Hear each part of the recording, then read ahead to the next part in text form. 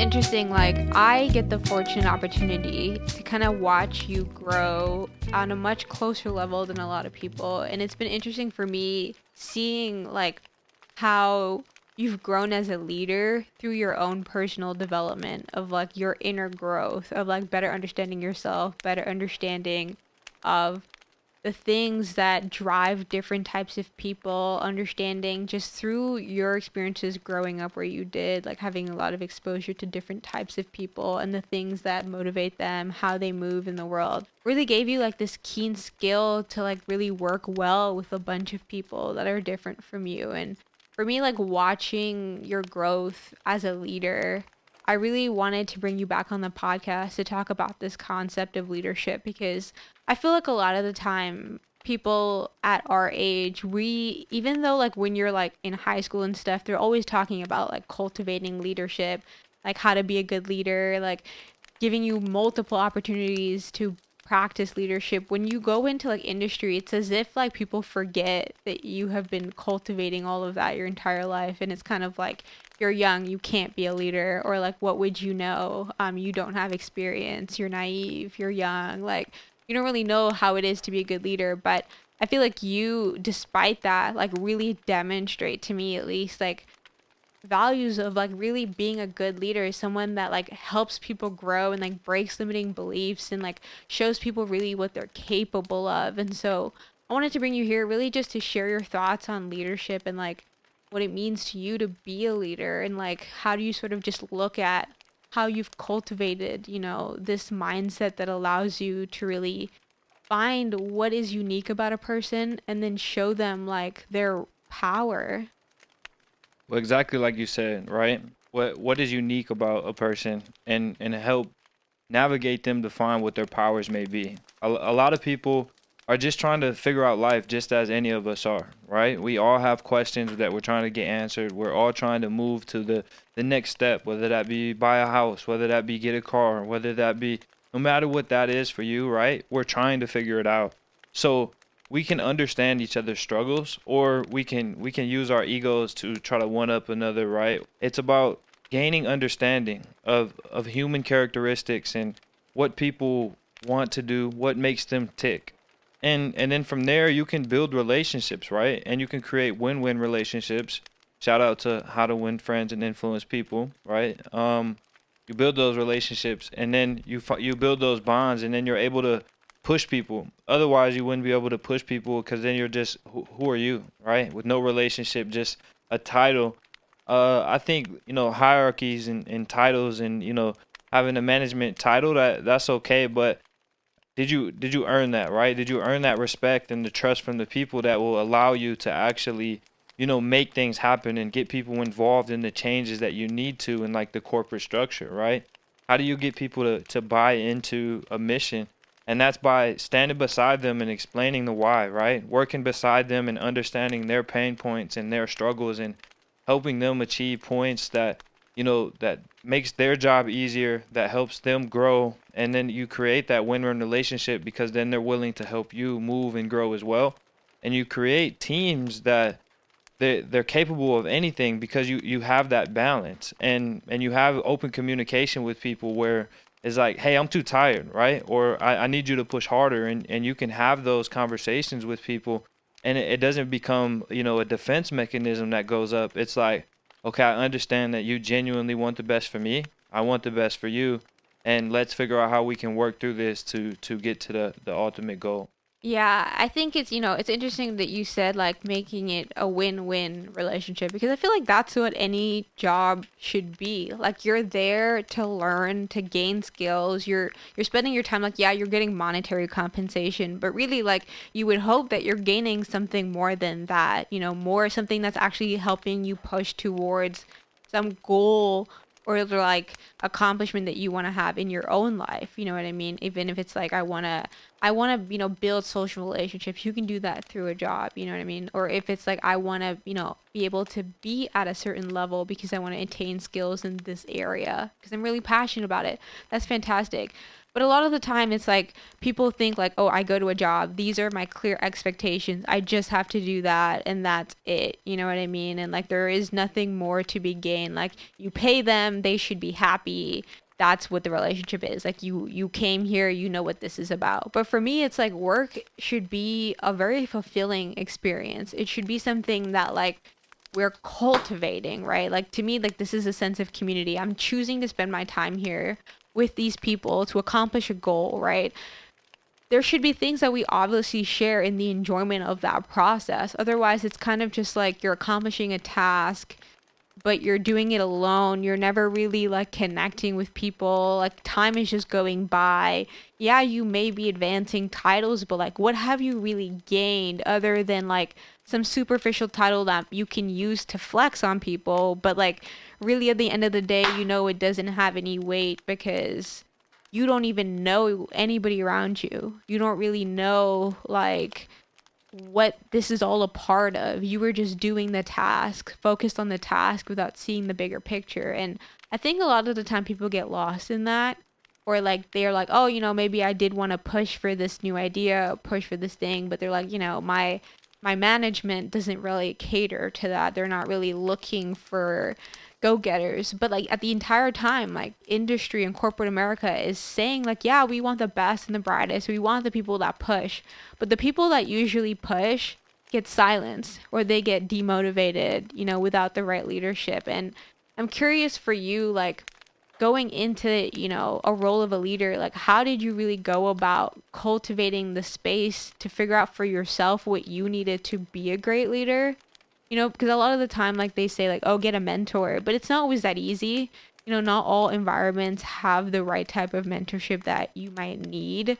And so sometimes, like, you have to figure it out on your own, and like that can be difficult. And I'm curious, like, how you sort of dealt with that so that you could grow to be the leader that you are and really help create those win-win situations when maybe like that isn't always the case, you know, or you don't always have opportunities to have that. So, so I would say it would starts with being proactive, right? How do you become a good leader? You have to be clear of one, what is your mission?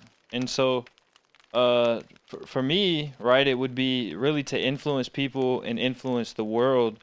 But I understand that I have influence to help people grow and obtain a better perspective, or see better versions of themselves, right?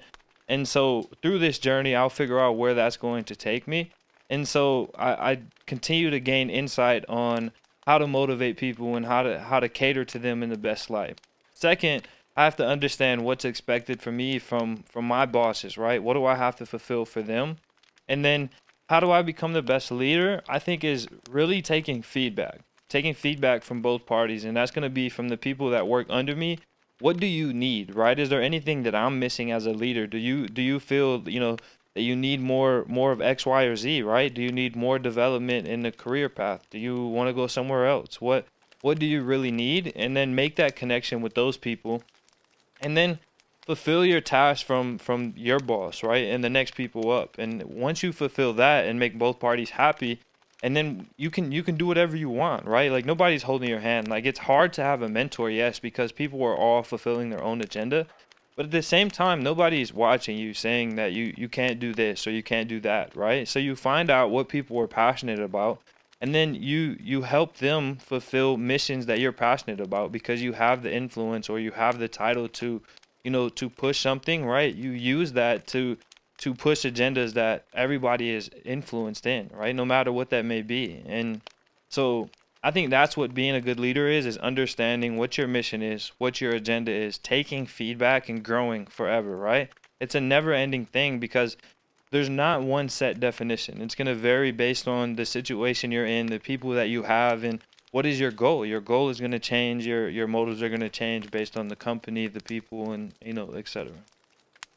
Another thing you mentioned was like building trust, and that like I feel like for me that's like really the ground plane of like any solid relationship, whether it be work or friendship or like partnership, is like a basis of trust. Like if you don't trust that your leadership or your manager is gonna like hear you and actually like hear you and not just like, listen, but isn't actively listening and like actually interested in your growth, then that like cultivation of trust is broken, and you never really like have a basis of even starting to build a good relationship, because everything is already operating from this place of like, well, I know you don't really care, so like I'm not really gonna open up, which means you're not really going to be able to help me with the things that I want, which means I'm always going to be suffering, because I'm always going to be like, well, why isn't this person the person I want them to be? But I'm not actively telling them what my needs are. And it kind of like creates this loop of like suffering until, well, then you quit, or you like go to another role, or you're out of there, and it's whatever, it's a thing of the past, but that cycle continues, in future situations. But I'm curious, like, how you go about building trust with your team, especially when like people are always moving, you're getting new people, you're losing people. People are of different age groups, they have different backgrounds, and you may not have maybe had the experiences of meeting all different types of people from different cultures, and like having to overcome like ignorance about different, just communities to really make it like an open and trusting and inclusive environment. How yeah, how did you manage that?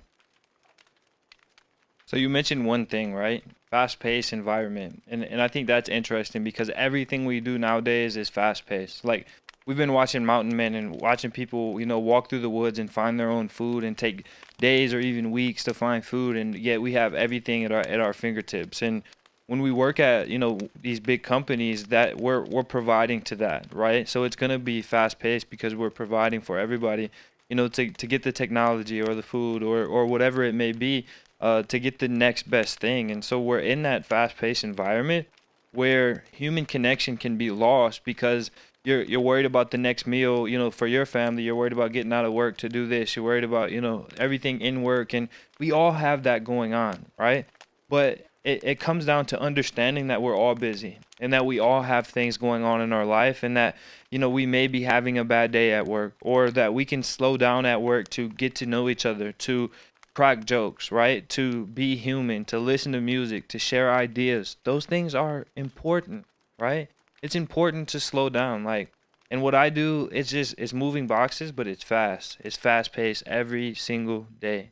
And so what do is you say, what is your name? Can I get to know you, right? How many kids do you have? Things like that. And over time, you build those relationships that are otherwise, you never have. You never cultivate that. And people like coming to work when you can come and listen to music, when you can come and just be you, right? You can be passionate about what you want to do. You can voice your opinion. You feel heard. It becomes a different environment. And like you mentioned, like we watch Mountain Men a lot, and it shows you sort of the benefits of being self-sustaining. How I know, like, nature is something we share in common. But how did you use sort of like your love for the outdoors as a way of sort of bringing your team together? Because you were saying, in a fast-paced environment, it can sometimes be harder to have those human-to-human moments when you have a deadline. Like Amazon is known to be excellent at shipping packages on time, on schedule, but not most of the time customers are not really seeing all the work that goes on in the background, all the stress that people like you have to endure to ensure that that happens, because the last thing they want is a customer not having a great experience. That hurts the brand, that hurts the revenue. It's no bueno for big corporate.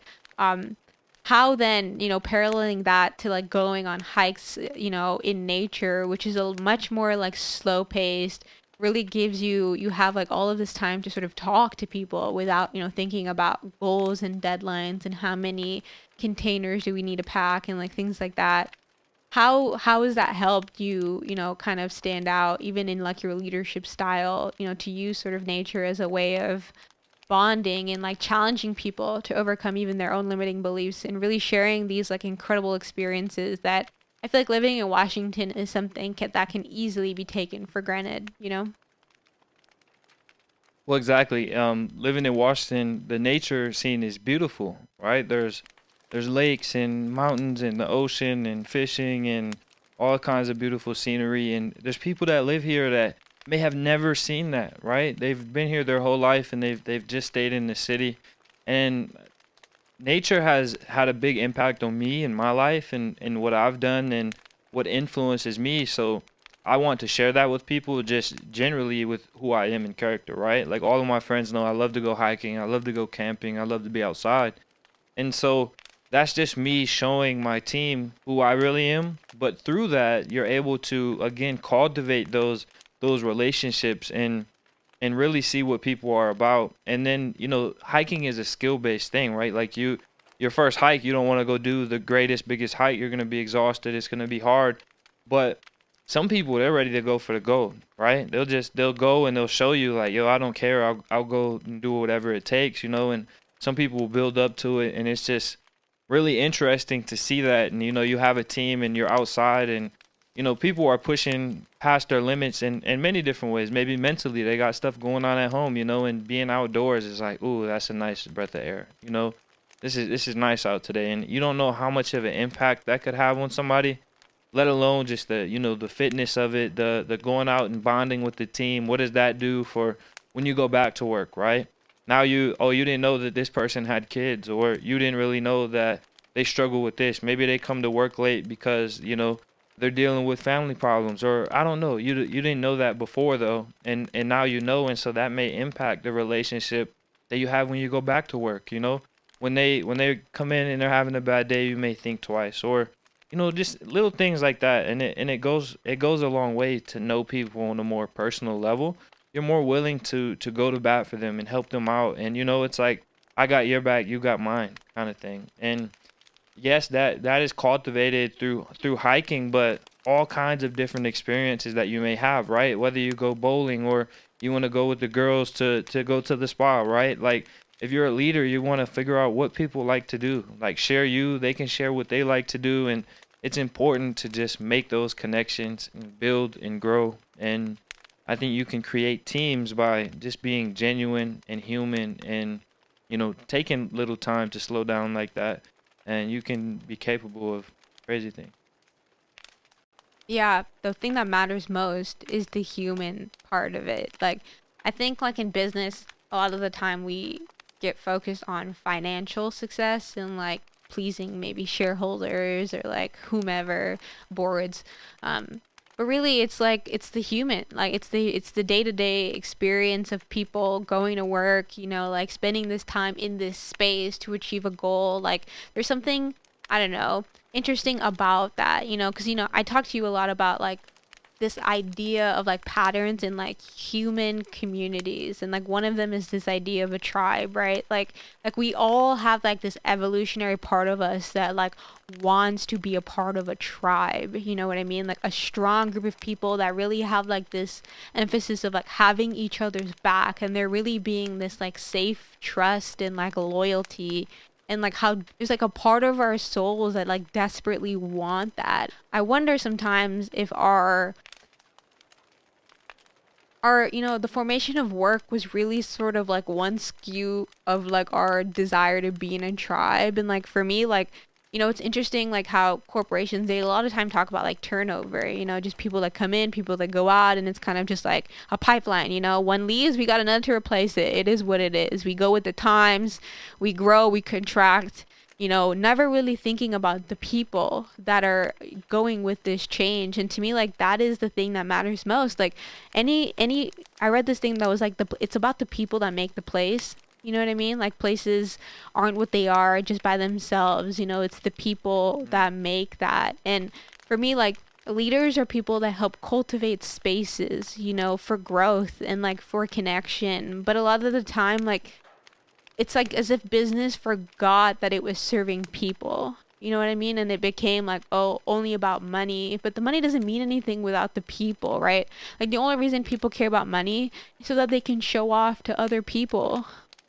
You know what I mean? And it's like without that aspect of community, without the interface of our experiences through another's, and like the fact that we can see our struggles in another person, and because we've gone through it, we have this awareness of our own internal growth, that we know to some degree what can help nudge them up towards the path of greater sanity, towards greater mindfulness, towards greater inner peace, which allows them to grow and blossom and see like their true nature. There's something like so incredibly important about that to me. And I don't know, like seeing you be a great leader and just hearing the stories of transformation of your team and the things that you guys are able to achieve over there. There's even like in goals of like, as something as trivial as like, oh, you're just moving boxes, but it's like, it's not moving boxes. You know, in those boxes are like it's medication, it's tools to help, you know, students in their, you know, in their next grade. It's like your grandma's gift. It's like that piece of thing for your dog so that it's happy. You know, like there's all of these things that you're of service. You're bringing things of service to people, you know, and it's like we do that forgetting that the people that are doing that matter too. The people that are facilitating that experience of you having that package on your door so you can be like, oh my God, thank you. They matter too. And like we forget that. And for me, like, I don't know, it is like the most important part of any business. It's the people. You know, like if they're not having the best experience, you're gonna see that. You know, as much as like marketing can try to cover all of that, you see the cracks, you know what I mean? Because it's the people. They have to enjoy what they do. They have to. Otherwise, like, I don't know. It's like what's the point?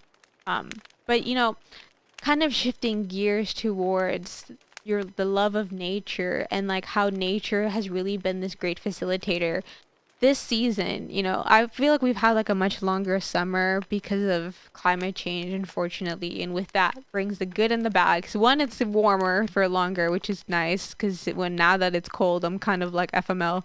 Um, but at the same time, it's like the beauty of the environment here and just like watching the cycles as the, you know, seasons change is such a beautiful thing to be able to experience, because each season here has like the things that it brings that if you don't have the awareness of it you would easily miss, you know, things about like what is in season, whether it be the animals that are migrating at different times of the year, you know, the types of different edibles that grow throughout the year.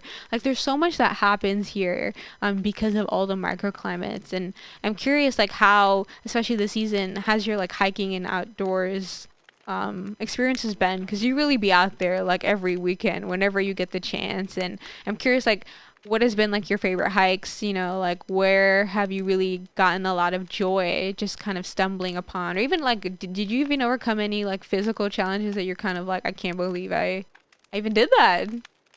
All right, so I'll save the physical challenge for last, the like the big physical challenge. But hiking, I did a few hikes this year that really set the cadence that got me ready, or I guess got me motivated to do more.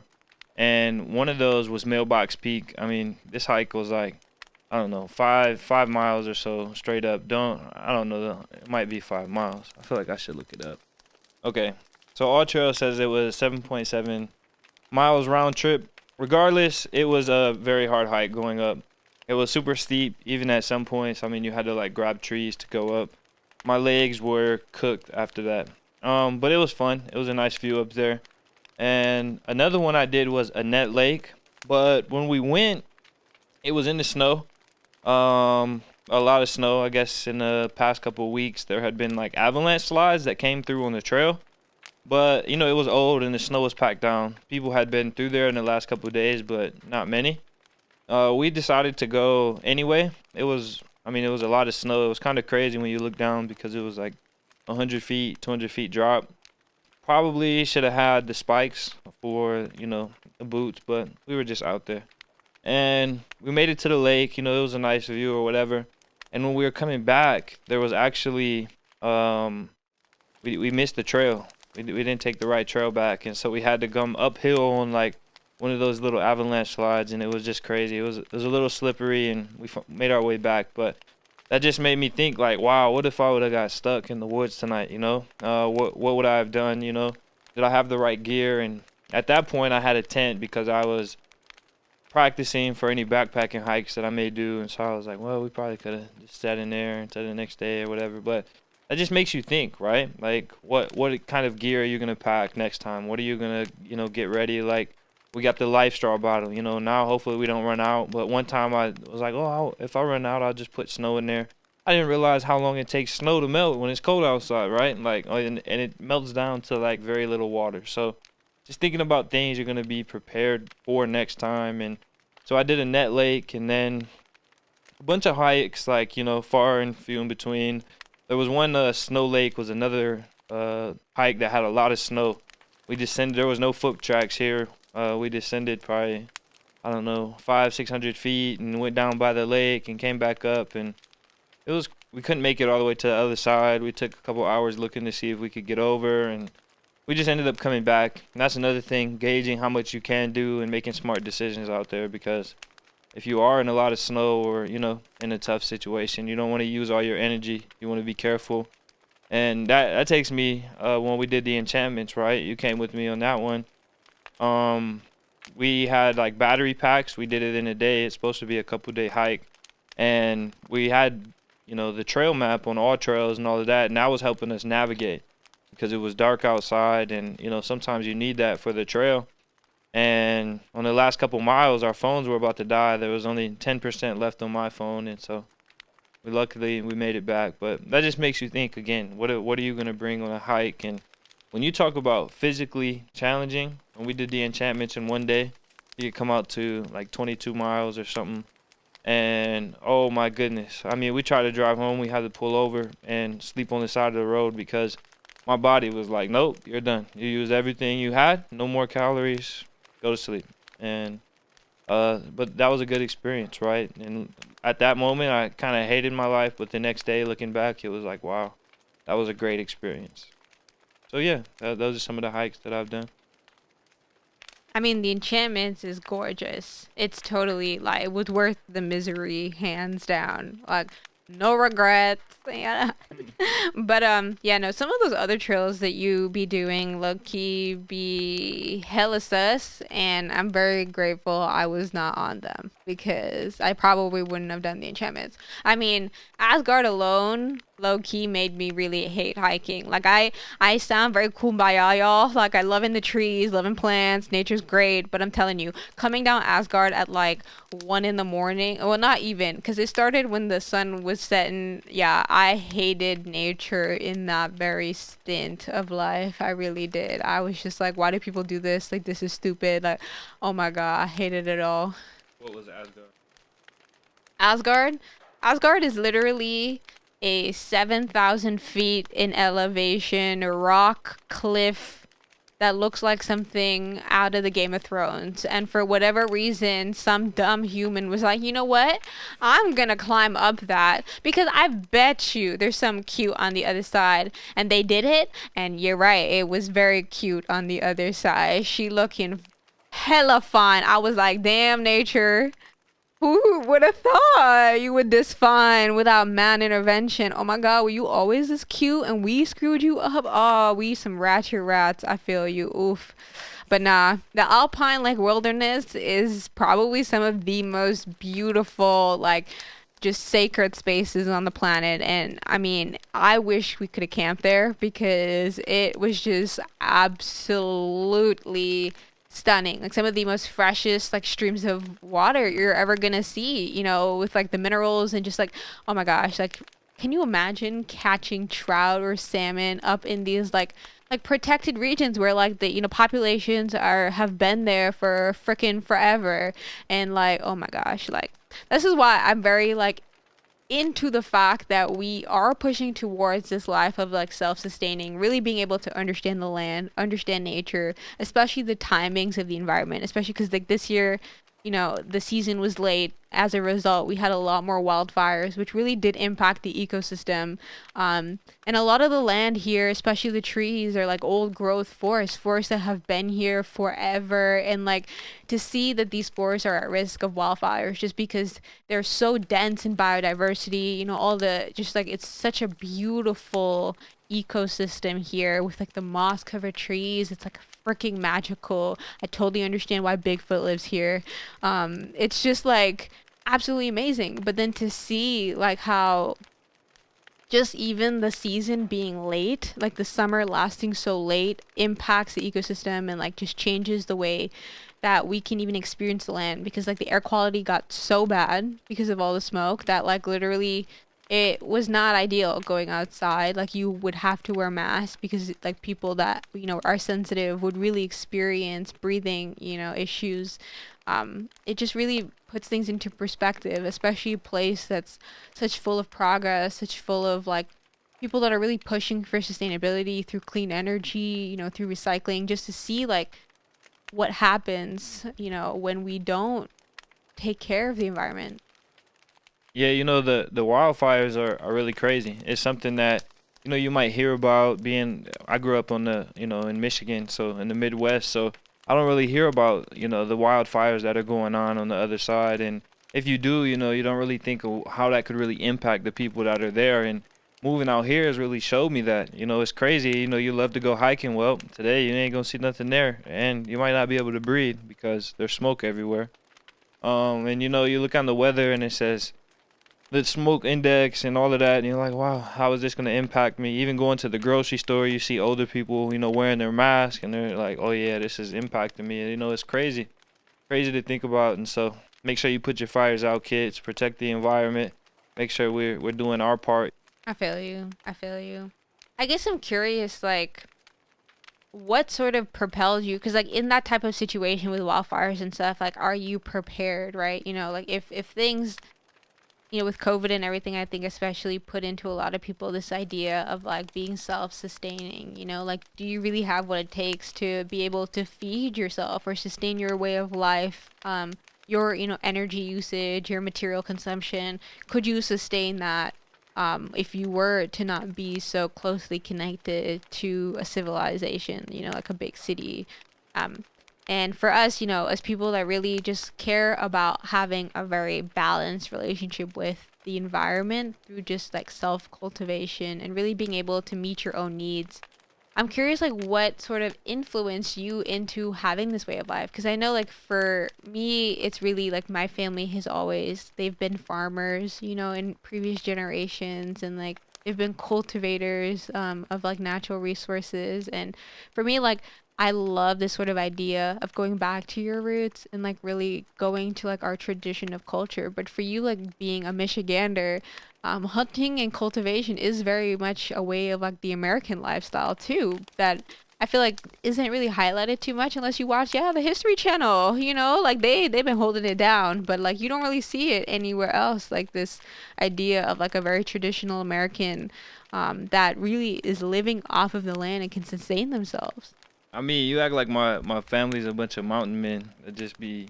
I mean, it's not that crazy, right? Like They hunt. I didn't say mountain man, but they hunting. yeah, they hunt, but it's not like they're doing that to sustain everything that they do, right?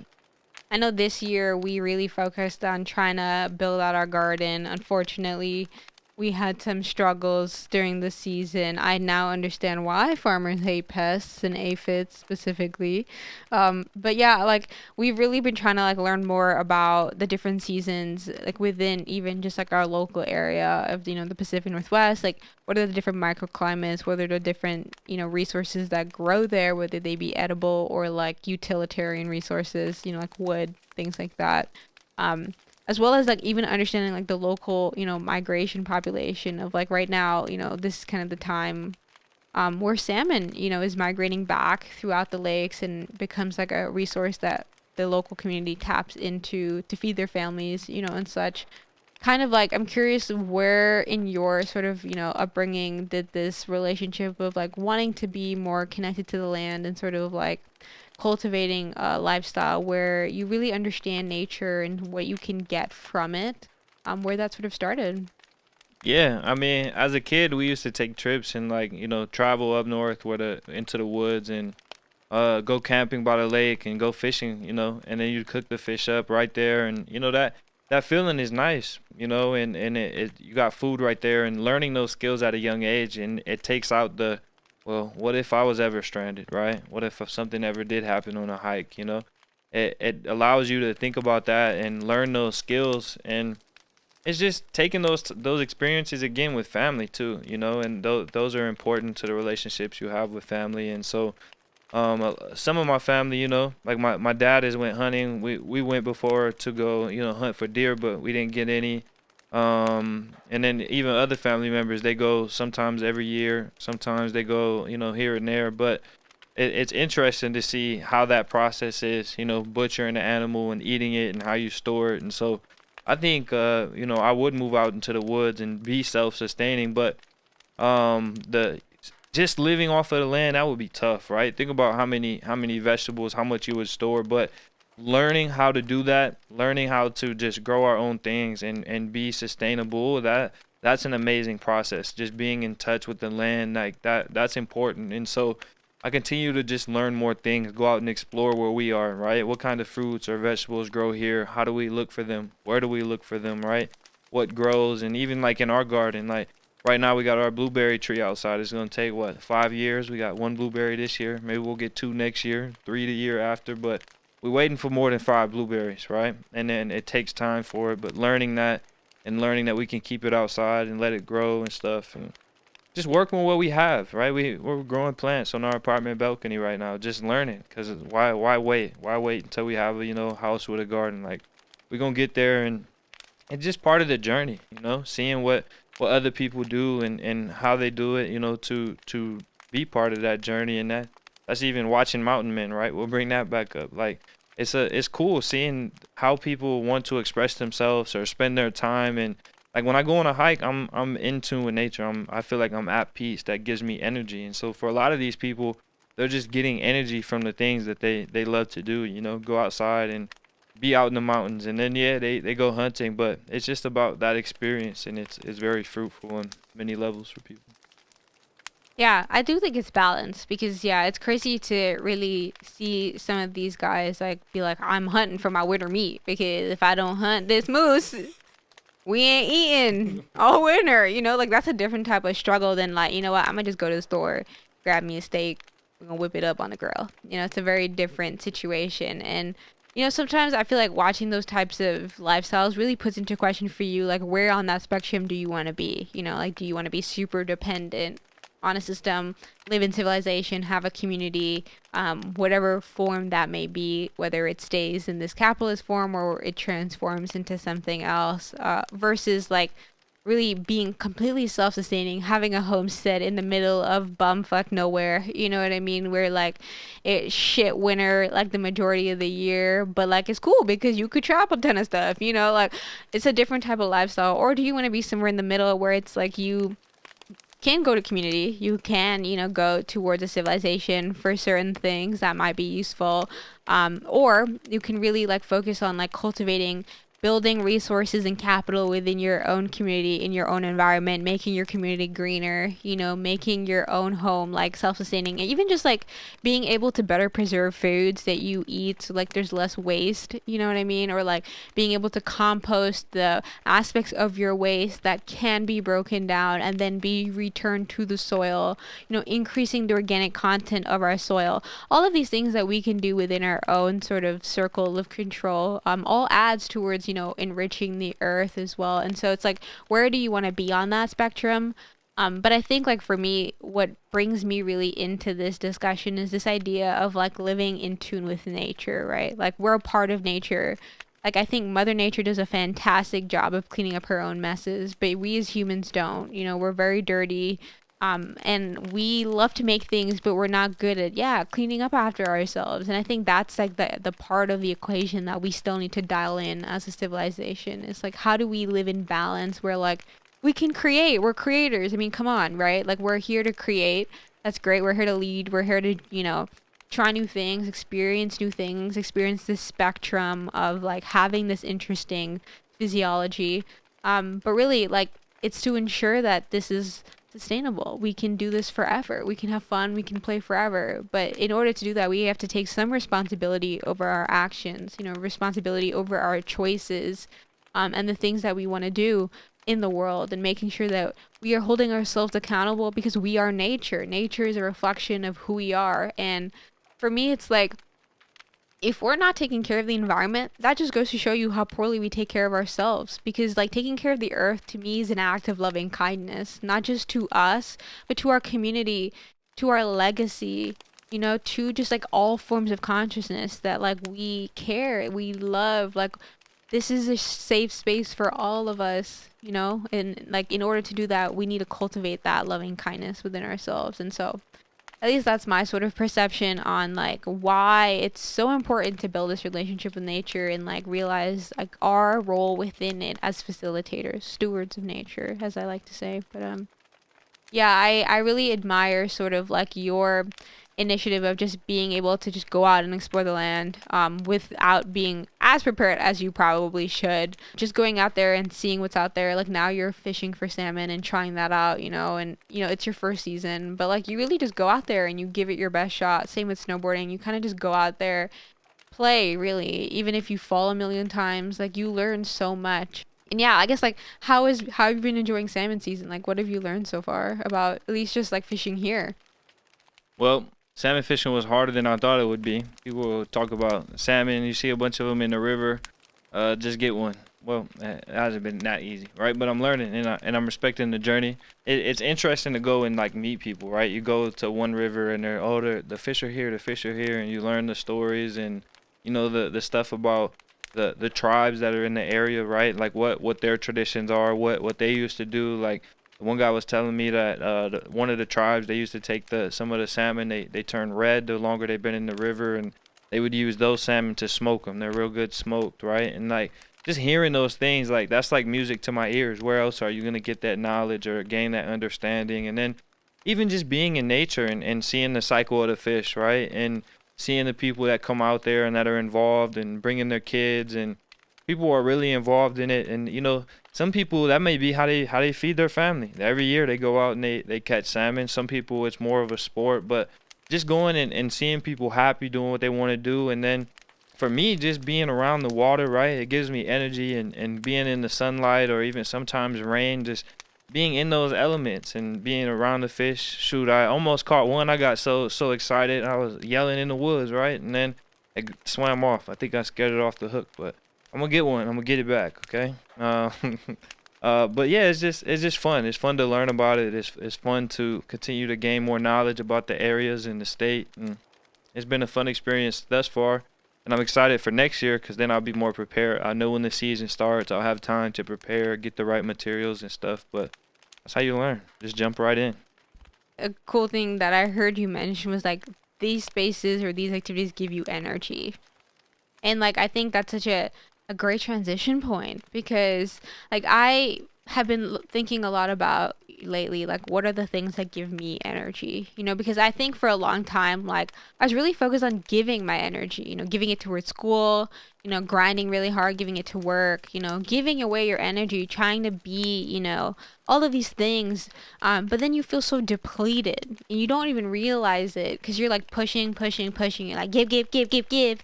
Um, but then when you realize like, oh crap, like I need to receive like this, that's like I need that balance. There needs to be giving and receiving. And it's interesting because that's one of the mudras of like yoga is like this giving and receiving and being able to like have this flow so that you can sustain yourself. An important part of that was finding, you know, what gave me energy. You know, what are the things that I enjoy doing just for the sake of doing them, not because I needed to prove anything, but because I, you know, needed it to sustain myself. So, how did you go about figuring out what you needed to give you energy? You know, real quick, I want to tie back to something you just said, right? You said that you need to figure out what gives you energy, right? And how do you sustain that energy? And then earlier we were talking about, you know, how we use nature to motivate people, right? And how to get them to be influenced, but sometimes they don't have those experiences or those opportunities. And so I think it was interesting that you said that because it ties back to our conversation. And that's why I want to give people as many experiences that I have that give me energy.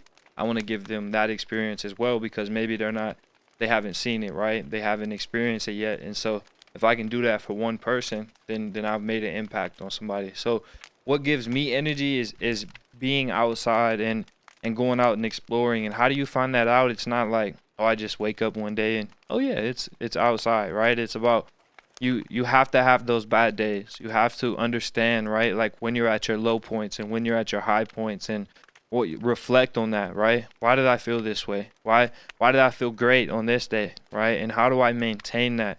How do I find those points in my life where I know that, okay, I'm going down that path, I'm going down that cycle that I felt before, right? Where I was in a bad mood swing, where I knew I didn't want to eat right that week or that month, right? Because it was Christmas time. Like, how do you identify those things and then balance it out? Well, if I go hiking because I love to do that, that gives me energy, right?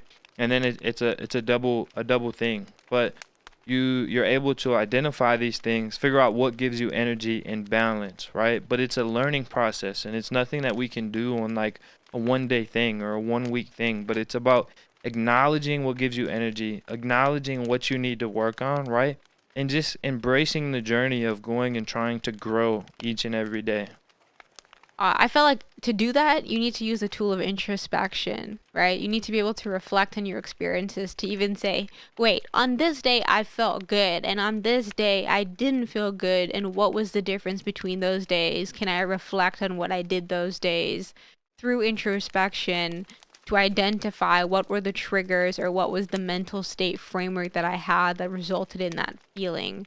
But in order to do that, you need to be present for those experiences to even be able to remember that that's what you did those days. And then, two, you need introspection to be able to look back from this objective place and look at the experiences for what they were and recognize the difference so that you can have this shift. And it's interesting because that is literally what I've been doing in my meditation practice lately, is this idea of like working on cultivating my attention so that I can be more present and more focused to what I'm experiencing, so that I can use the power of introspection to gain deeper insight into the nature of reality or the nature of my experience. And I feel like it's interesting because like a lot of the time, like when people talk about meditation and stuff, like they're using these words, right, through language to convey these ideas that mean different things to different people depending on what you've learned about the topic. And so like sometimes like I sort of struggle with trying to articulate these ideas because I know that my understanding of the subject does not mean that other people are going to hear the word and understand what I understand when I say meditation. And the interesting thing about that is that a lot of people think that meditation is this idea you sit down in a room and you close your eyes and you meditate, you know, on nothingness or the breath, and like that's a meditator. And to some degree, there are times where you need to do that, yes. But going into nature and like just being able to observe your mental state and be like, okay, in the beginning of this hike, I wasn't feeling so good.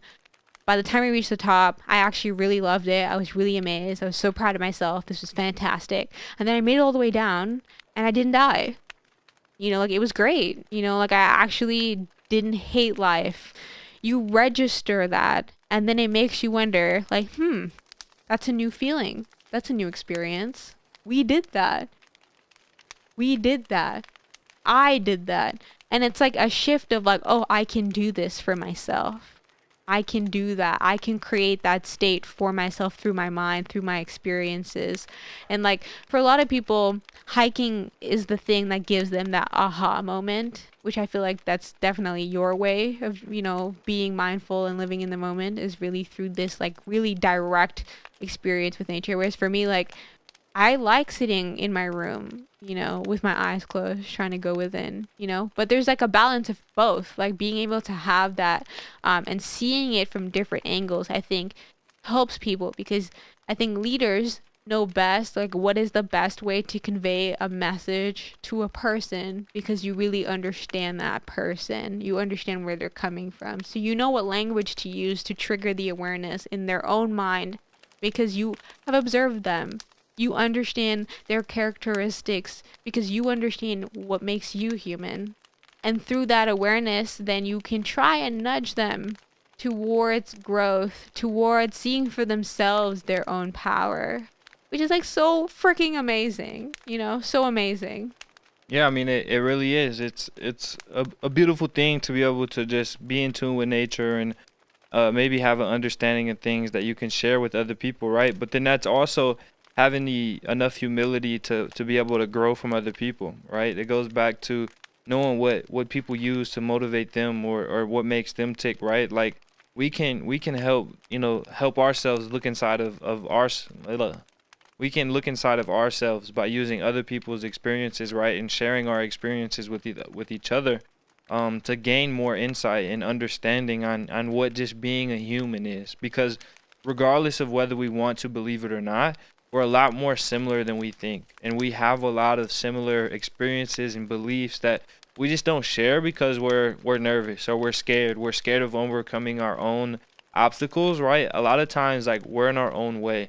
And if you can acknowledge that, and if you can share those struggles with people and share your outlets, or like things like that, life becomes easier because you have a support system. You have a general understanding for humans, and you can go a lot further. And I know that sounds crazy, right? It's probably like cliche, like, oh, just talk to each other. No, like, it's really an energy thing, right? And it's something that you can feel and you can be aware of, and you can grow with, right? And you can show other people, and the more people you help, you get helped. And I don't know, it's a crazy thing, but the world is beautiful. No, it really does. Like, I think taking that first step into being vulnerable and like really sharing your struggles as a person. I know like I struggle with that a lot, and like that's been one of the things that I've really been pushing myself out of like asking for help, sharing where I'm stuck, even if it doesn't make sense to me.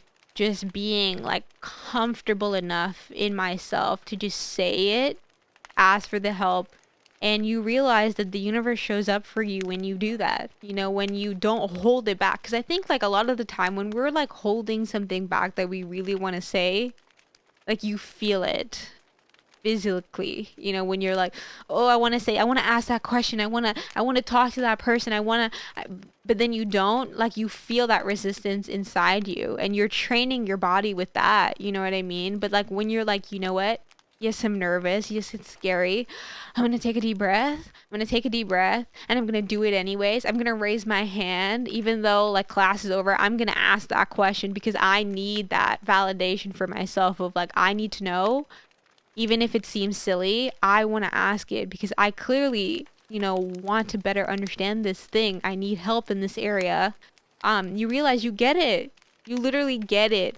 But, I realize a lot of the time, like, with especially leadership and management, like, a lot of time we're looking for permission externally from ourselves to live the life that we want, to chase the opportunities that make our hearts sing. Like, we want someone to give us permission to live the life that we know we should live. And but really the thing is, you are the thing that needs to give yourself permission. You don't need to ask for permission. You need to give it to yourself. You know what I mean? And I mean, sometimes it's great to have a leader that tells you you need to give yourself that permission. I cannot give it to you. Like, you are the one. It's your life. You are your life's creator at the end of the day. A lot of the time people end up waiting for someone to give them that push when really it was within them the whole time. But like, it's like we look externally sometimes, but I think a good leader can recognize when someone's stuck in that and then give them the nudge to be like, hey, give yourself permission. It's going to be okay. It's just about giving people an outlet, right? Giving them a way to align their skills and their beliefs with a more powerful mission. Like, going back to what you said earlier, like, we're all like a tribe, right? And like, we talk about this turnover in these companies and these industries, and so the people that last, like, they are a tribe. They want to work together. They want to help each other. And so finding those people, giving them an outlet, giving them, hope that there are positions, there are opportunities. Dang, that's crazy. There are opportunities in the world. There's things for you to do and move forward, and do better with whatever, right? And do better. What is that? That's whatever you make that out to be. Whatever you want to align with, whatever your belief systems are, I'm going to help you with that. I'm going, no matter that, if that's with this company, outside of this company, and a whole nother planet. You let me know what you need help with, and we're gonna help you fulfill that, right? But it has to be a win-win relationship to where you have to be able to fulfill at least your goals and your responsibilities here, and we will go to above and beyond for you, right? And man, it's crazy because it's a lot deeper than anything you can ever talk about, right? Because it's about human interaction. And when you think about like communication, right, it's only a small percentage of what really goes on in the day to day, right? And showing people with all of your actions that you really care about humankind and like the human interaction that you have, that speaks so much louder than anything you can, superficially do or say for any person, because we all know, right? We know how to pick up on it. Whether your mind, is able to put that into words, like you feel it. You feel it in your heart that somebody is not being genuine, that they're trying to, proceed with an agenda that has nothing to do with you, right? Like some people are trying to use you and some people genuinely care about you as a human. And you can feel the difference 100%. It's, it's funny when you mention that human, interaction. It's like, like when we like be walking around and you'll go up to strangers and you tell them I love you. Like, I swear to God, guys, like, this man will be in the grocery store minding our business. William will go up to a stranger, be like, I love you, and walk away. And, like, most of the time, like, people's reactions are always, like, confusion at first. And then it settles in, like, he was like, I love you. And then they're like, oh, thank you. Like it's like so like cute to see people like warm up, like when someone says something so trivial, that I feel like everybody deserves to hear. I love you. Like, I mean, who doesn't deserve to hear that, But it's like that human interaction of like this point to point connection that I'm consciousness, your consciousness, I see you, I feel you, you are here, you exist as well in this space with me right now. And I'm sharing that love that allows all of us to be here. And I think a lot of the time, like, we forget that, like we get caught up in like this story of self of like, I have to do this and this is who I am and these are my beliefs and this is my ethnicity and this is how I have to act and this is my gender and these are the things that I have to do because this is what people told me, like ever since I freaking got here. That it becomes so overwhelming that you forget that at the end of the day, it's like, I'm consciousness, your consciousness, I see you, I hear you. Yeah, let's have a good time. Let's have fun in this world that only exists because we are here to see it. Let's have fun with that. Let's enjoy that. Let's protect that. Let's fight for that. But no, we want to work and we want to suffer and we want to isolate ourselves and we don't want to be true because like it's scary. But it's like when you break through those challenges because someone puts out their hand and they're like, here, I'm here for you. I will support you. I got you, bro. People open up. And when people open up, like you see things that you wouldn't have otherwise seen. And then things flow because there's no longer that resistance. You know what I mean? And then when things flow, like amazing freaking things happen. When people just flow together in synchronicity, like the unity of human nature is beautiful. When it's cultivated to do what it's supposed to do, which is just to be, to exist, to enjoy, to experience, to heal. But it takes us like taking that step of those that have seen the light to put their hand down to guide those that haven't. And that's leadership, fundamentally. That is like this archaic story, of like God and Jesus. Like there's this like these archetypes of patterns of narratives that play out through our civilization, through our consciousness. And it's like, it plays out all the time in so many different environments and spaces. But do you have the awareness to recognize that you are in that role?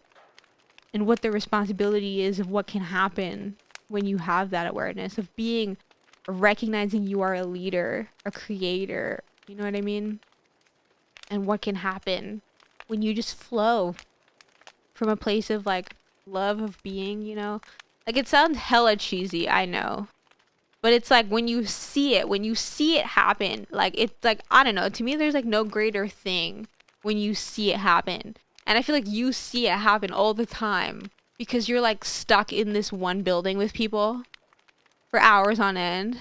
Like you see it happen, I think more beautifully than maybe in a lot of other areas. And I don't know, like when people work together in unity, what happens? It's like incredible. Yeah, I mean, we've all been part of those experiences on some level, right? Like some kind of team or competition, whether that be sports or,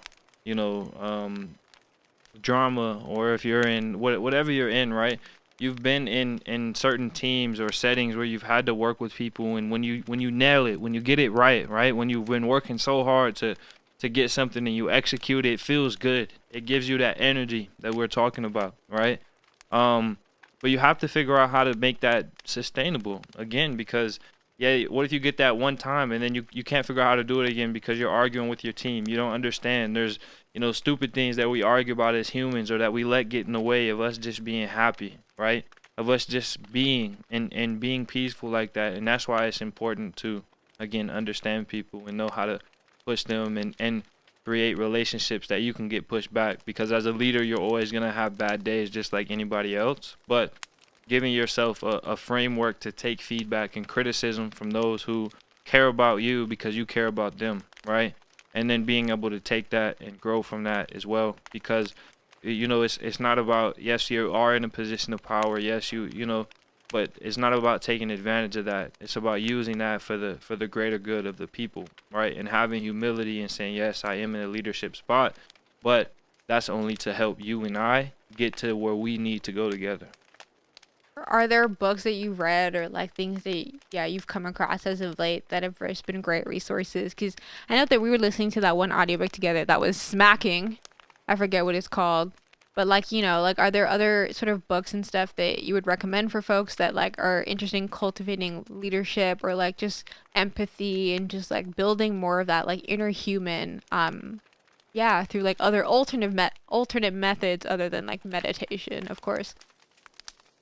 Yeah, so a couple books that really helped me out. One was How to Win Friends and Influence People by Dale Carnegie.